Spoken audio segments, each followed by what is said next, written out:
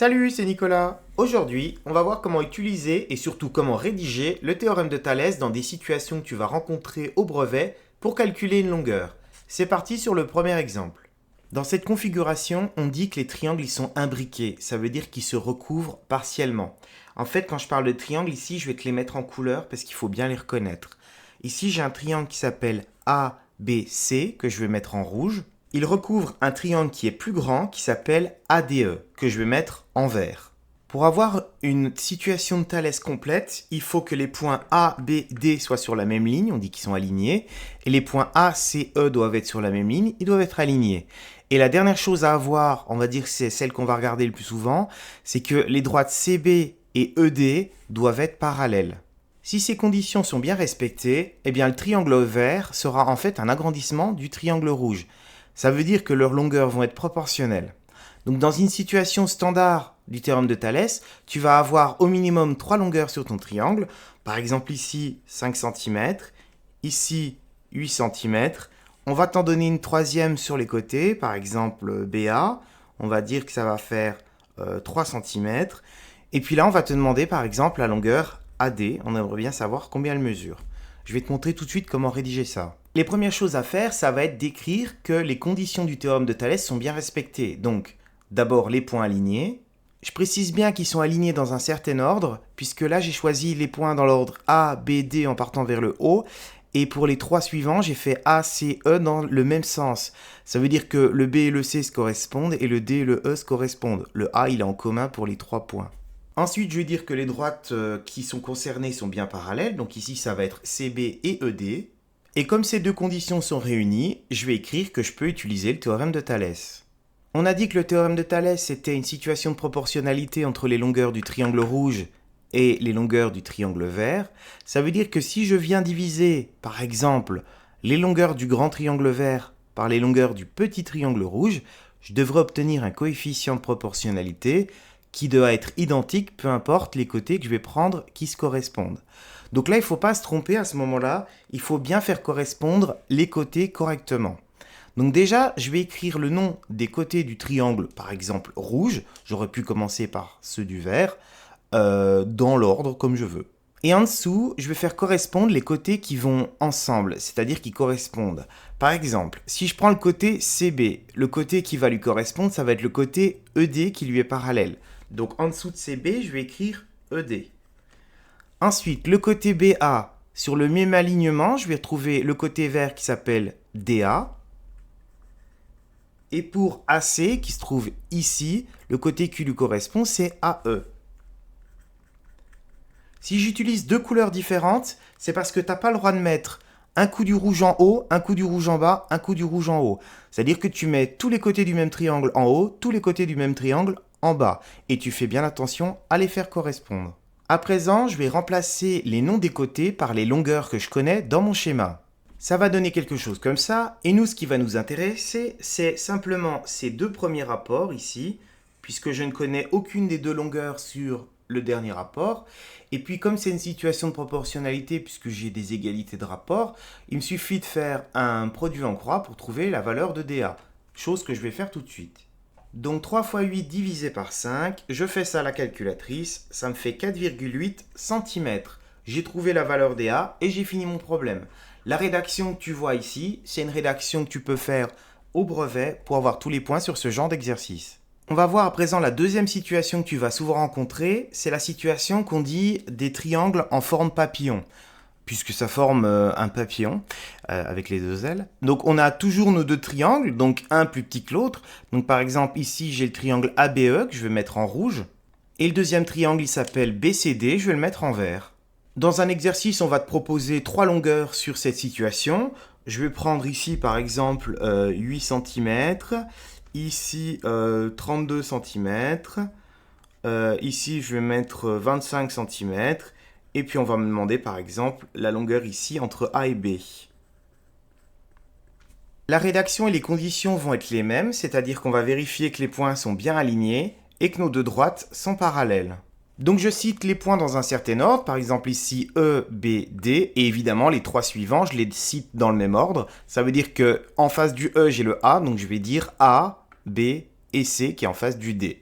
Donc je respecte le même ordre que j'ai donné pour la première série. Ensuite, je vais dire que les droites sont parallèles, même si c'est pas précisé, sinon j'ai pas de situation de Thalès. Et je cite le théorème que je m'apprête à utiliser. Comme tout à l'heure, je choisis une de mes deux couleurs et je vais mettre en couleur, donc sur la même ligne, les noms des côtés d'un seul triangle. Et là, pour changer, je vais commencer par le vert. En dessous, je vais faire correspondre chacun des côtés. Et là, il ne faut pas que je me plante puisque la situation est un peu différente. Mais le principe reste le même. C'est-à-dire que comme j'ai mis le côté BC, sur le même alignement, je vais avoir le côté BA. J'ai souvent des élèves qui sont tentés de mettre le côté qui est en face, on va dire, c'est-à-dire BC avec le BE. Mais c'est faux. Il faut vraiment suivre le même alignement. Donc là, BC, en dessous, je mets AB. BD, alors BD, pareil, même logique. BD, dans l'alignement, je vais avoir BE. Et puis il me reste les deux plus faciles, puisqu'en fait, DC et AE sont les deux côtés parallèles. Ils vont toujours ensemble. Je vais remplacer les valeurs de mes côtés, enfin les noms de mes côtés par les valeurs numériques de l'énoncé. Donc on cherchait la longueur AB, il ne me reste plus qu'à faire ici un produit en croix pour trouver AB.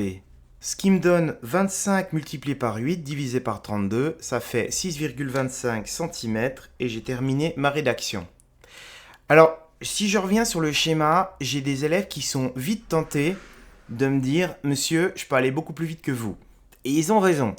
C'est-à-dire, ils voient le 8 cm, ils voient le 32, ils captent tout de suite que 8 x 4, ça fait 32. Et ils me disent « Puisque lui fait 25, là je sais que le triangle vert, c'est un agrandissement x 4 du triangle rouge, et ils ont raison. Donc ils ont envie de diviser le 25 par 4.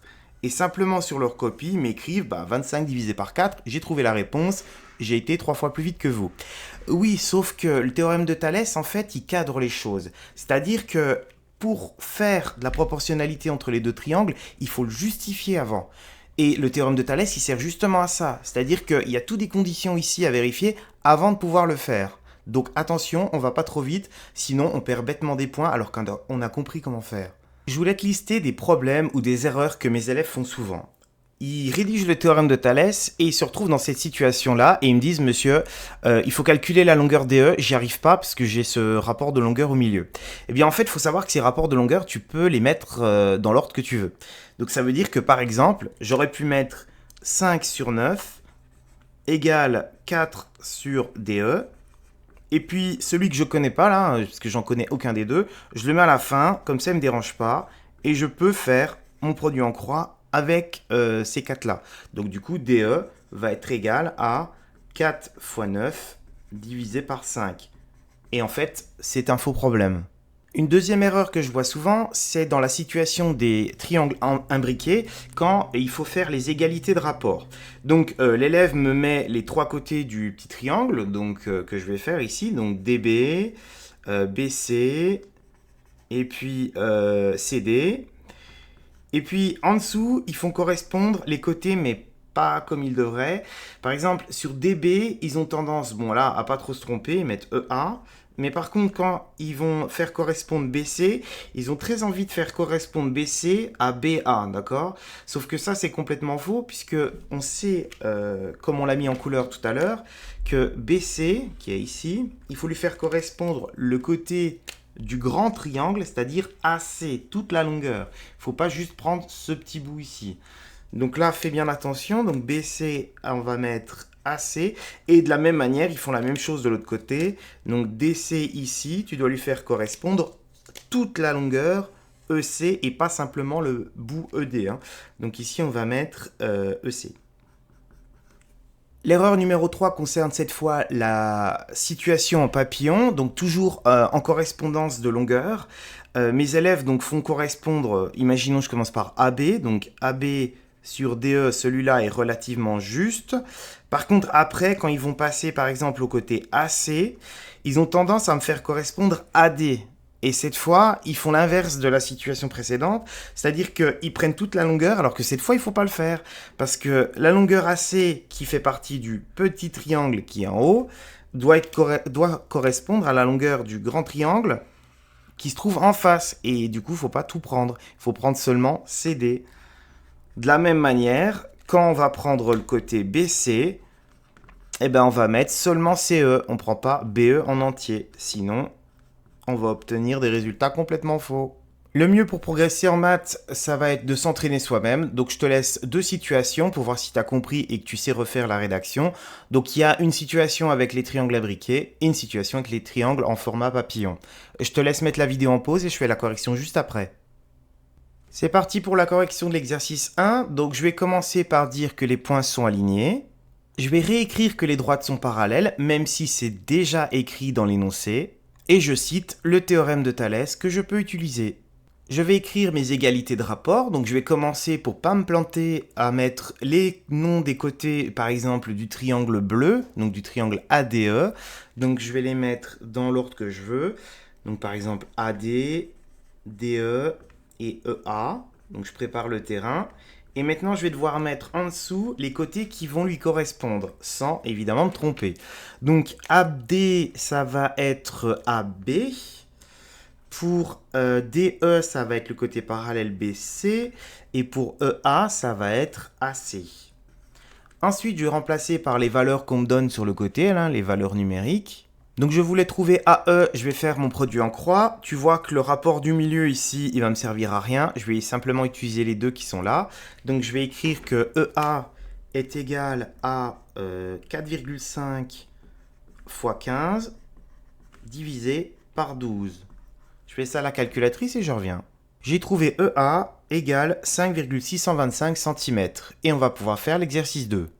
On va commencer par donner l'alignement des points dans le même ordre. C'est écrit dans l'énoncé, mais je rappelle que les droites sont parallèles. Donc je vais pouvoir utiliser le théorème de Thalès. Je commence par les côtés du triangle rouge, donc je vais les mettre tout en haut. On va faire AO, OB, et il me reste BA. Maintenant, je vais faire correspondre en dessous les côtés du triangle jaune. Donc AO va correspondre en face à OD, sur le même alignement.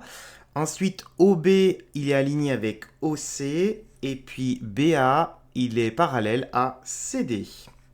Il ne me reste plus qu'à remplacer par les valeurs numériques qu'on m'a données sur la droite.